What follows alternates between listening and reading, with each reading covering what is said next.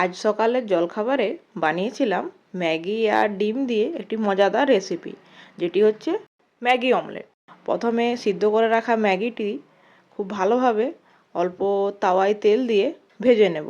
তারপর ম্যাগি মশলাটা দিয়ে হালকা আঁচে সুন্দর করে ম্যাগিটা ভেজে নেব।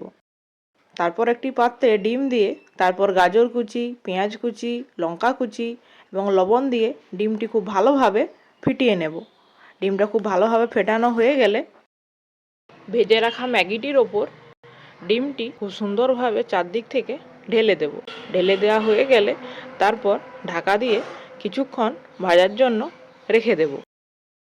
কিছুক্ষণ পর ঢাকাটি তুলে আস্তে করে উল্টিয়ে নিতে হবে। উল্টিয়ে নেওয়ার পর অপর পাশটি হালকা হালকা আঁচে সেঁকে নেব। সেঁকে নিলে তৈরি হয়ে যাবে আমাদের মজাদার স্বাদের ম্যাগি অমলেট। ভিডিওটি কেমন লাগলো কমেন্ট করে জানাবেন। ধন্যবাদ সবাইকে, পাশে থাকবেন।